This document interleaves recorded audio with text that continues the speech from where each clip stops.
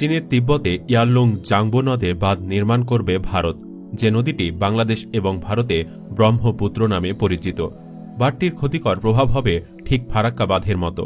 ফারাক্কার কারণে বাংলাদেশ যেভাবে শুষ্ক মৌসুমে মরুভূমিতে পরিণত হয় আর বর্ষাকালে ডুবে মরে, এবার ঠিক একই পরিণতি হবে ভারতেরও। আর এজন্যই বেইজিংয়ের বাঁধ নির্মাণের খবরে বেজায় চিন্তিত নরেন্দ্র মোদী। তিব্বত নদীতে চীনের বাঁধ নির্মাণে ভারতের আর কি কি ক্ষতি হবে, এই বাঁধের প্রভাবে বাংলাদেশের কি লাভ হবে নাকি ক্ষতি, চলুন বিস্তারিত জেনে নেওয়া যাক। এশিয়ায় পানির খনি বলা হয়ে থাকে তিব্বত মালভূমিকে। সেখানকার নদীগুলোর প্রায় 90% পানি প্রবাহিত হয় চীন, Vietnam, Cambodia, Laos, Thailand, Myanmar, Bangladesh, Bharat, Nepal, Bhutan ও পাকিস্তান দিয়ে। আর চীন যে নদীতে বাঁধ দিতে চাচ্ছে, মানে চীনের ইয়ারলুং জাংপো নদীর একটি অংশকে বলা হয় নদীর এভারেস্ট। মানে এই নদীতে বিশ্বের সবচেয়ে বেশি পানি প্রবাহিত হয় ভারতের দিকে, কারণ এটি পড়েছে তিব্বত পর্বতমালার ভেতর। 50 কিলোমিটার দীর্ঘ এবং 1000 মিটার গভীর এই অংশে জলবিদ্যুৎ বাঁধ নির্মাণের ঘোষণা দিয়েছে চীন। গত 25 ডিসেম্বর চীনের রাষ্ট্রীয় বার্তা সংস্থা সিনহুয়া এক প্রতিবেদনে বলেছে, তিব্বতে বিশ্বের বৃহত্তম জলবিদ্যুৎ বাঁধ নির্মাণের অনুমোদন দিয়েছে চীন। তিব্বত মালভূমির পূর্ব পাশে এই প্রকল্প শিগগিরই শুরু হতে যাচ্ছে। চীনের তিব্বতে ইয়ারলুং জাংবো নদে বেইজিংয়ের বাঁধ নির্মাণের খবরে উদ্বেগ প্রকাশ করেছে ভারত।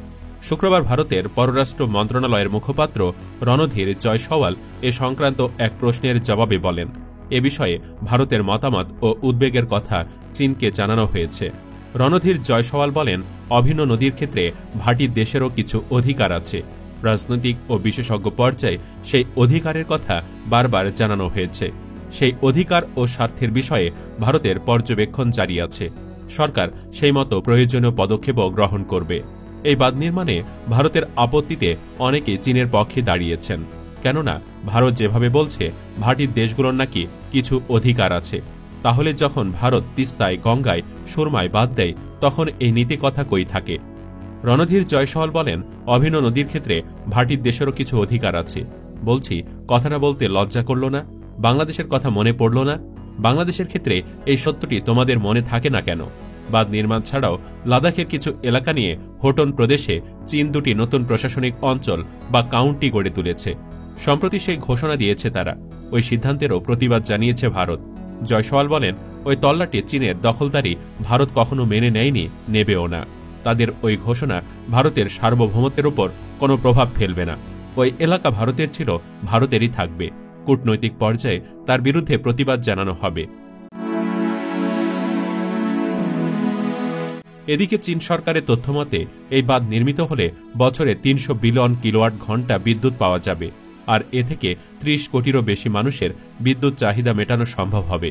বর্তমানে চীনে বিশ্বের বৃহত্তম 3 জর্জেস বাঁধ রয়েছে, কিন্তু ইয়ারলুং জাংপোতে যে বাঁধ নির্মাণের কথা বলা হচ্ছে, সেটির বিদ্যুৎ উৎপাদন ক্ষমতা হবে 3 জর্জেস বাঁধের চেয়ে 3 গুণ বেশি।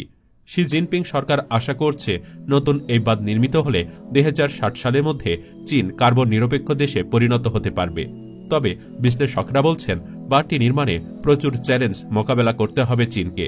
চীনা গণমাধ্যমগুলো বলছে, ইয়ারলুং সাংপোর জল প্রবাহকে ভিন্ন দিকে প্রবাহিত করতে নামচা বারোয়া পাহাড়ের মধ্য দিয়ে 4 থেকে 6টি সুড়ঙ্গ খোঁড়ার পরিকল্পনা করা হচ্ছে। সুড়ঙ্গগুলো হবে 20 কিলোমিটার দীর্ঘ।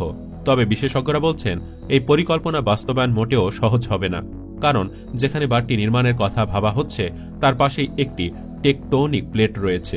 ফলে ব্যাপক ভূমিকম্প ঝুঁকিতে পড়বে বাঁধটি। এসব ঝুঁকি বিবেচনা রেখেই বাঁধটি নির্মাণের পরিকল্পনা করছেন চীনা প্রকৌশলীরা। এজন্য নির্মাণ ব্যয় ধরা হয়েছে 1 ট্রিলিয়ন ইউয়ান বা 137 বিলিয়ন মার্কিন ডলার। বলা হচ্ছে, এটি হবে বিশ্বের সবচেয়ে ব্যয়বহুল অবকাঠামো। 1994 সালে ইয়াংজি নদীর ওপর 3 জর্জেস বাঁধ নির্মাণ শুরু করেছিল চীন সরকার। প্রকল্পটি শেষ হয় 2006 সালে। ওই সময়ে বাঁধটি নির্মাণের জন্য 13 লাখেরও বেশি মানুষকে ওই এলাকা থেকে সরিয়ে নিতে হয়েছিল চীন সরকারকে। তিব্বতে ইয়ারলুং সাংপোর ওপরে নতুন যে বাঁধ নির্মাণের কথা ভাবা হচ্ছে, সেটি যেহেতু 3 জর্জেস বাঁধের চেয়েও বড়, তাই ধারণা করা হচ্ছে স্বায়ত্তশাসিত তিব্বত থেকেও বহু মানুষকে সরিয়ে নিতে হবে। সংখ্যাটি 13 লাখের বেশি হবে কিনা তা অবশ্য এখনই বলা যাচ্ছে না। তিব্বত অঞ্চলে এবারই প্রথম বাঁধ নির্মাণ করা হচ্ছে তা নয়, তবে এর আগেও সেখানে কয়েক ডজন বাঁধ নির্মাণ করা হয়েছে। তবে বাঁধ নির্মাণ করতে গিয়ে প্রতিবারই স্থানীয়দের বাধার মুখে পড়তে হয়েছে সরকারকে। স্থানীয়দের অভিযোগ, চীন সরকার বহু বছর ধরেই এই অঞ্চলকে শোষণ করছে।